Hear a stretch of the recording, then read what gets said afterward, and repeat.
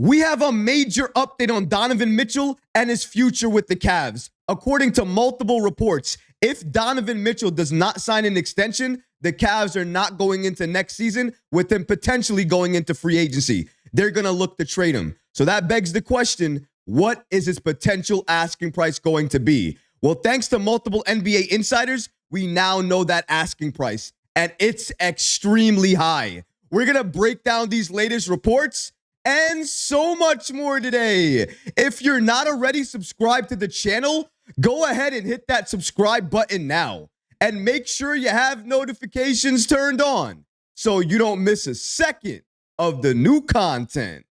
And now, let's get started. The Cavs set a high asking price for Spida Mitchell. I don't understand why the Cavaliers are doing this. It's like they feel like the rest of the NBA doesn't have any idea what's going on. We all understand that Donovan Mitchell likely does not want to be in Cleveland anymore. We know he's not going to sign an extension. So I understand that the Cavaliers want to move him to get some assets back. But unfortunately for them, everybody in the league knows that Donovan Mitchell would likely want to leave and not sign that extension. That means all of their leverage is gone. So they can ask for the moon if they want. It doesn't mean they're going to get it. But when I heard about what they're looking for in any potential Donovan Mitchell trade, my jaw dropped. I was shocked. Let's break down these latest reports so you have an understanding of what the Knicks would have to give up to get Donovan Mitchell in a potential deal. Shout out to NBA insider Terry Pluto for giving us the following information. The Cleveland Cavaliers will not risk losing Donovan Mitchell for nothing and will trade him if he doesn't accept their extension offer, rather than letting him play out next season on an expiring contract.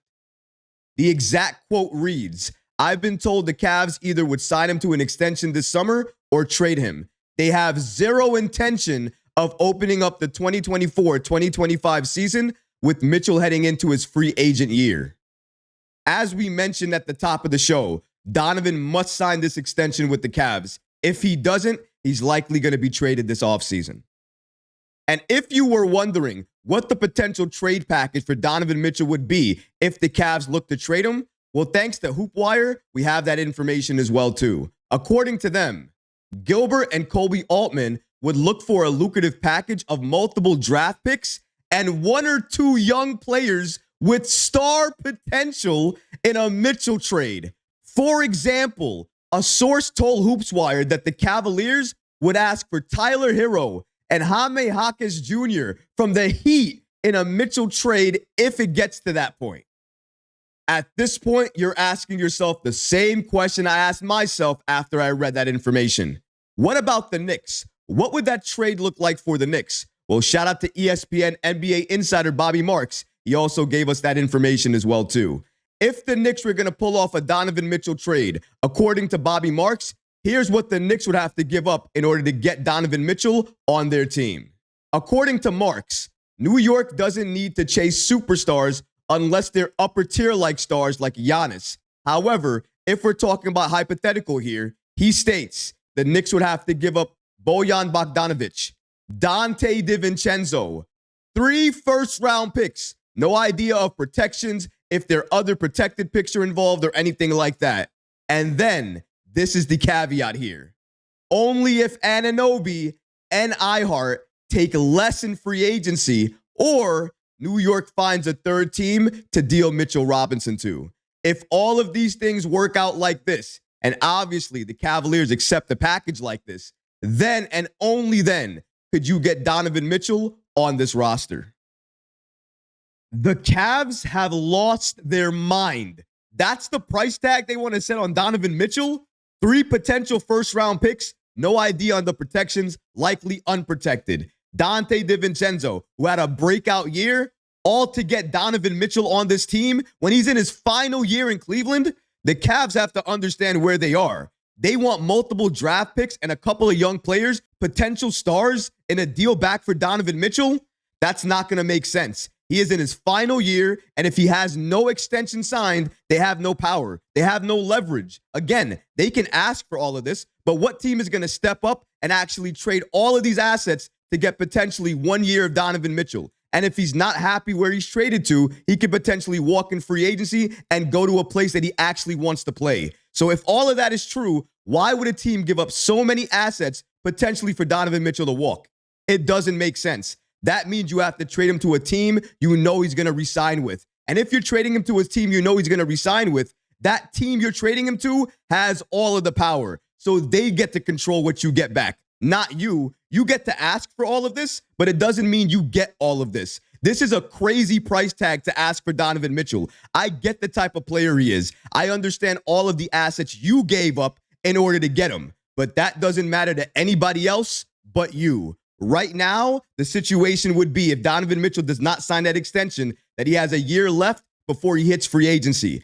Everybody around the league would know that. And because of that, you don't have power to make any type of demands or any type of these deals. The Knicks or whoever you trade with will make those terms, and you will have to suck it up and accept it. It may not be what you want, but you know what? Nobody told you to wait until the last year of Donovan Mitchell's contract before you traded him. You probably should have traded him this past season. Nobody to blame besides yourself and your ownership. But I don't care about that. You don't take it out on the rest of the league because you made a poor decision. You made a bad move. Right now, everybody's watching the Cavs and the potential moves they're going to make next because we already saw they fired their head coach. Darius Garland potentially is going to be traded if Donovan Mitchell stays. If he goes, then Garland probably stays and they try to figure it out with the pieces they have left. But a lot of change is coming to Cleveland, and trying to protect Donovan Mitchell and keep him on that team, I don't know if it's the right move. Maybe you pay Donovan a lot of money, and what if he's unhappy a year or two down the road?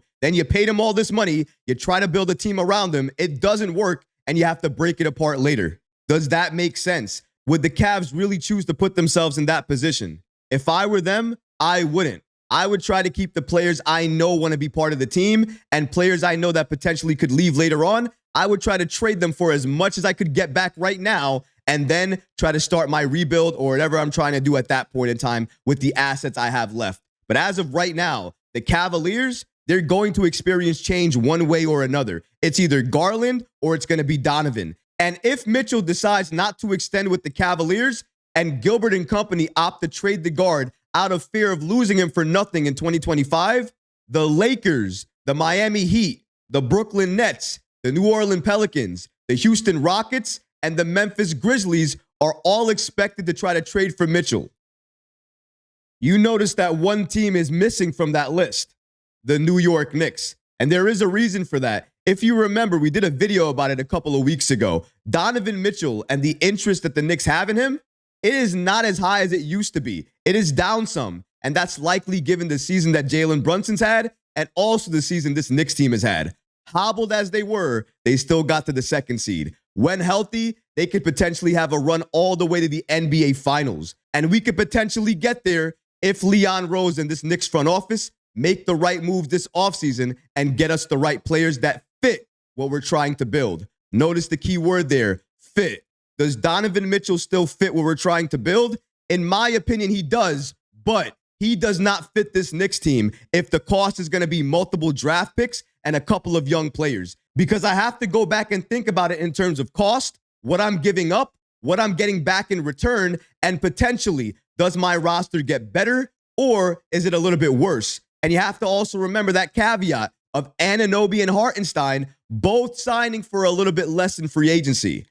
Given all of these factors, I don't think the Knicks are going to trade for Donovan Mitchell unless his price tag goes down a little bit, because Leon Rose knows what we all do. When healthy, this Knicks team is a contending team. If you know that, you're not going to throw money at each and every star available. You're going to look at fit and cost. And if that makes sense, then you're going to try to get that star on this team. And the Knicks right now have the luxury of sitting back, being patient, and wait to see what stars become available. And that's exactly what Leon Rose is going to do. He is going to wait and see what stars become disgruntled. And then based on that list, he's going to make his decision and pounce on the star that he covets and wants on this team. And I think we're going to make a massive move this offseason to get a player that not only fits this team, but makes this Knicks team an NBA Finals contender each and every year. I hope and pray it's Mikal Bridges, but maybe it's a player I'm not thinking about. It could be a player that none of us are thinking about. Nobody thought that OG Anunoby was going to be a Knick after the trade deadline. But look at where we are right now, about to re-sign him to a very lucrative contract. Who knows what the offseason is going to bring for us? Mark my words, Leon Rose gets the job done. And this offseason, he's going to prove it again when he gets the Knicks that star that we've always wanted.